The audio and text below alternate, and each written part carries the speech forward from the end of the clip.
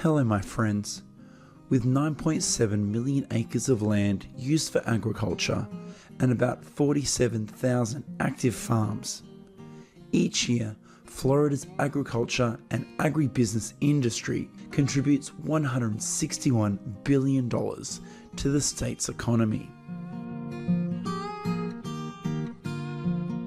It is estimated that by 2022, in Florida, there will be about 103,000 farmers working on farms.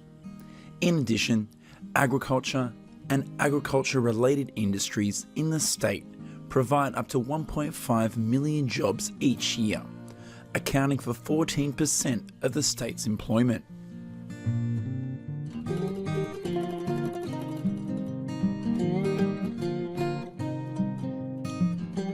In recent years, Florida has always been famous for agricultural products such as oranges, sugarcane, sweet corn, greenhouse products, and nurseries, of which more than 93% of orange juice in the United States is made from Florida oranges.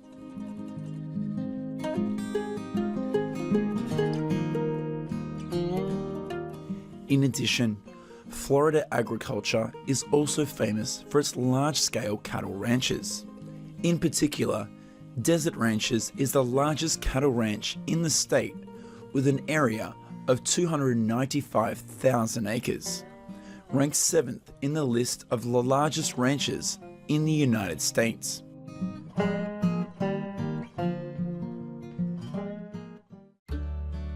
Right now, we're in a field in the Everglades City in South Florida. Here, rice and vegetable farmers have installed artificial nesting boxes in the middle of their farms to encourage owls to come here to live and breed. The creation of artificial nests and the attraction of barn owls to live on the farm gives the farmers significant control over the rodents that damage crops. This also contributes to reducing the need to use chemical drugs to kill pests such as rats or insects.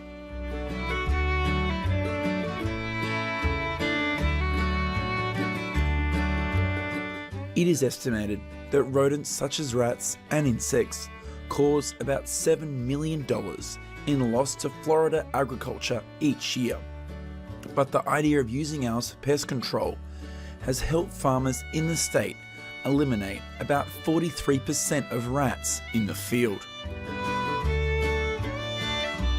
At night, each adult barn owl usually hunts and eats at least 8 mice. In particular, the number of rats hunted will increase when these owls are responsible for raising young. According to data from the Plant and Wildlife Census Bureau, there are about 19 species of owl living in Florida. In addition, there are 373 farms in the state that are raising owls as a method for pest control for crops. Most young owls do not come out of the nest until they are 4 months old, when they can hunt and survive on their own.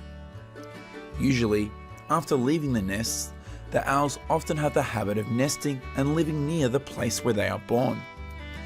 The steady increase in the number of owls living around the farm each year brings a lot of economic benefit to the farmers who grow sugarcane, corn, rice, and vegetables.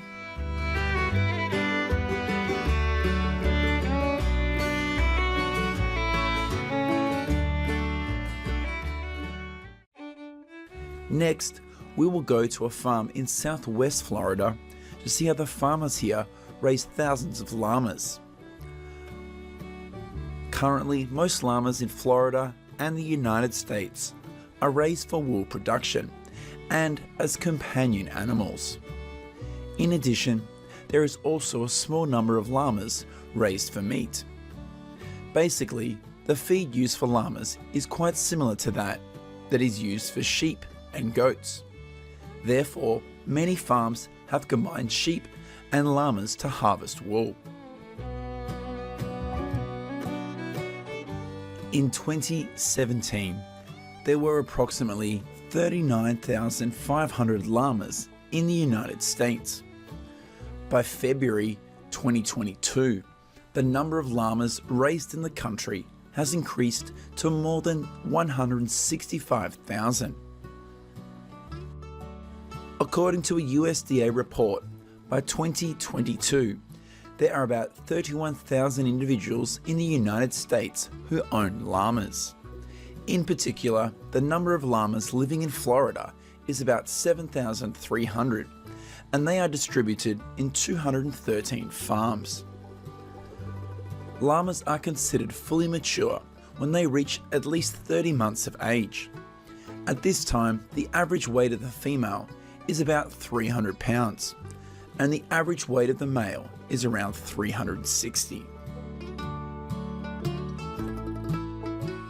Currently, the average price for llamas in the United States is about $535. Of note, in 2017, an Arizona man sold a llama for $20,000, and this is the record price to this day. In 2022, the value of the llama industry in the United States is $31.3 million, a very small percentage of the value of the country's agricultural production.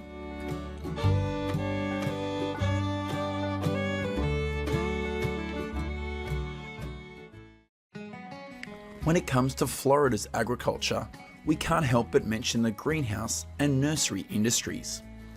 It is one of the state's largest agricultural industries, with more than $15 billion in annual revenue.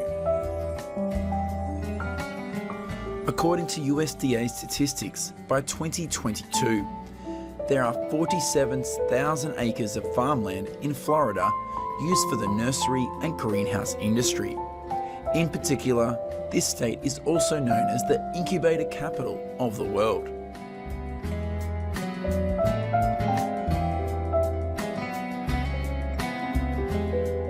Today, much of Florida's nursery industry is located in the central and southern parts of the state, concentrated in cities like Apopka, Homestead, and Lake Wales. Florida's nursery industry provides a wide variety of plants, including native and non-native species. In particular, the varieties commonly grown at nurseries can be mentioned as leafy plants, tropical plants, and ornamental plants.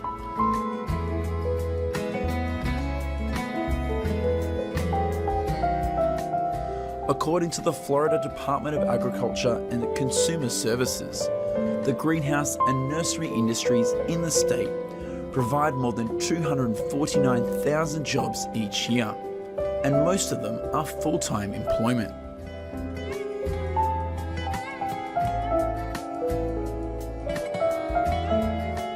In addition to Florida, California, Oregon, and Michigan are also the states with large greenhouse and nursery industries across the country. In particular, California ranks first in the country in terms of industry revenue with $61 billion per year, representing 31% of all greenhouse and incubator revenues across the country.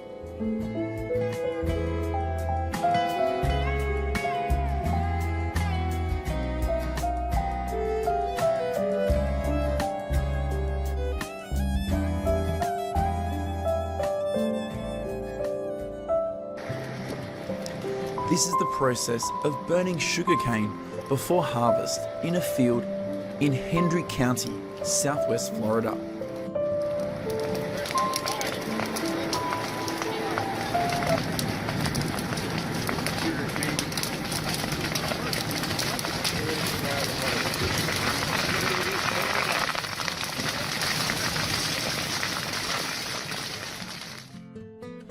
From mid-October to April each year is usually the time when the cane harvest is at its busiest in all fields in Florida. Currently, about 443,000 acres of farmland in Florida is used to grow sugarcane, accounting for 47% of the country's sugarcane area. This is also the state with the largest sugarcane growing area in the country of recent years. Each year, the Florida sugarcane industry creates approximately 19,200 permanent jobs and contributes to the state's economy between $4.7 and $5 billion. Along with Louisiana and Texas, the sugar industry in the United States generates $13.2 billion in revenue each year.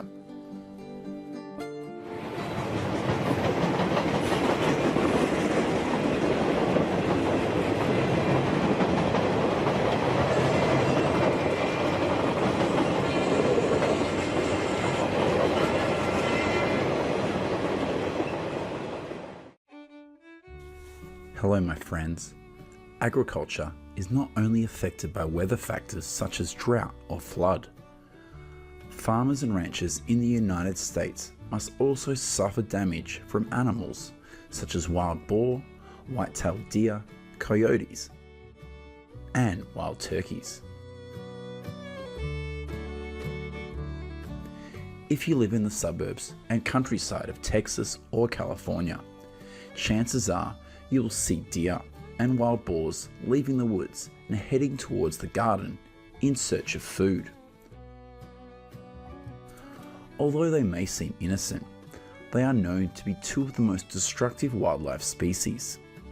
In addition, coyotes are also the most annoying predators for cattle ranchers.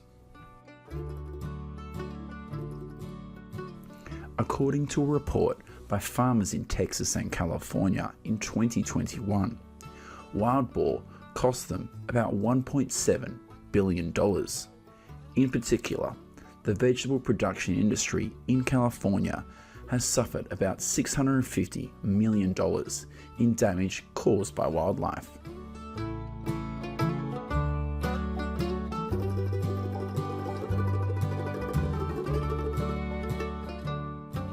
This is a herd of wild boar in the city of San Antonio, in the south of Texas. In recent years, Texas has always been the state with the largest number of wild boar in the country, with about 3.5 to 4 million heads, accounting for nearly half of the country's wild boar population. Female wild boars usually start breeding when they are 6 months old. Each year, a female wild boar usually has 1 litter, and the number of piglets born is about 10 to 15. With the ability to reproduce quickly and adapt well, the number of wild boar in the United States has always remained high, even though millions of pigs are killed each year by hunters across the country. Currently, in addition to Texas, wild boar is also very popular in states such as Florida, Georgia, Alabama, and Southern California. It is estimated that each year this animal causes agricultural losses across the country of about $2.7 billion. Although they are wild animals and often live hidden in the forests, the herds of wild boar do not hesitate to head to the fields when they discover there is an abundant food source. Large fields of corn, vegetables, or wheat are often the favorite destinations for wild boar herds. They can even hide and destroy crops there for weeks before leaving. Imagine what would happen if a herd of about 25 wild boars visited your corn farm and stayed there for 1 week.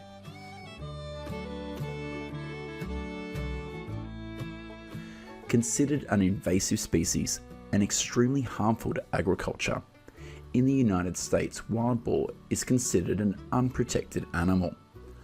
Most states in the United States encourage people to trap and hunt wild boar without a limit to minimize their impact on agriculture.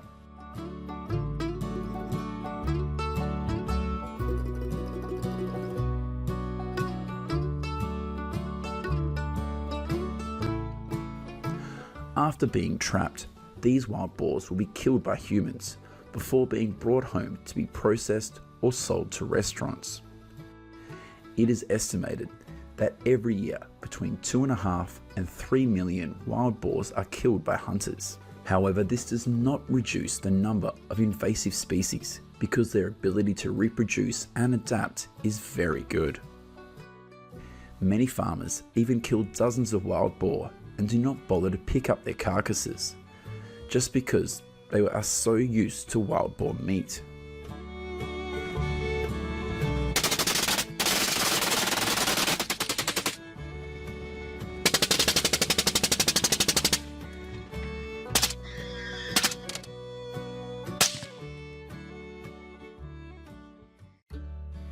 In addition to wild boar, coyotes are also one of the most annoying animals for ranchers in the United States. Today, coyotes are found in every state of the United States except for Hawaii, and there is almost no animal in the United States better adapted to changing conditions than this one.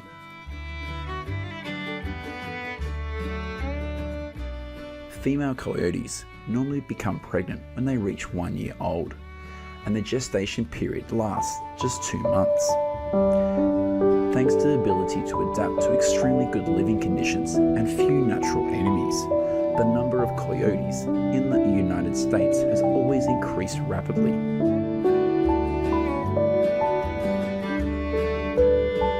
According to estimates by the United States Fish and Wildlife Service, California is home to the largest number of coyotes, with about 750,000 creatures. This number may actually be much different in reality because the ability of this animal to reproduce is very good. Coyotes spend most of the day roaming the forests, and at night time is usually the time when they go foraging. This is also the time when many coyotes come close to livestock farms to feed.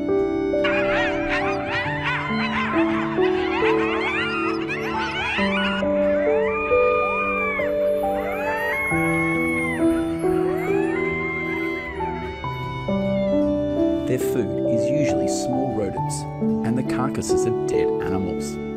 In addition, it is not uncommon for coyotes to attack and kill farm animals. According to USDA statistics, each year in the United States, about 117,000 livestock animals are killed by coyotes. This is also the wild animal that is responsible for the most loss of life.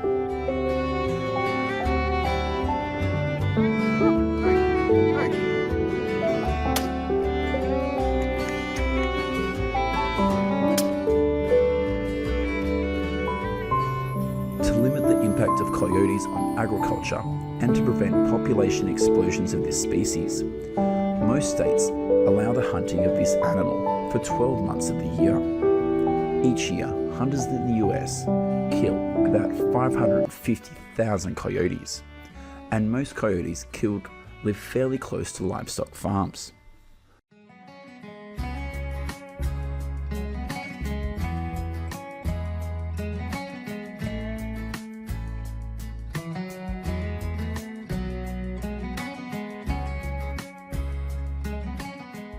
When it comes to animals that damage US agriculture, the white-tailed deer cannot be ignored. Even more, the damage caused by this animal to American farmers is greater than wild boar. Currently, there are about 36.7 million deer living in the United States, of which the number of white-tailed deer accounts for 81%. Basically, the behavior of white-tailed deer is quite similar to wild boar. They usually spend most of their time wandering in the forests. When spotted next to the living areas where there are fields or crops, the white deer will not miss the opportunity to feed. According to USDA estimates, in June 2022, white-tailed deer cost US agriculture about $2.5 billion. This species is responsible for 58% of crop losses and 33% of vegetable loss across the country. In addition, the white-tailed deer is also the cause of hundreds of traffic accidents each year across the country.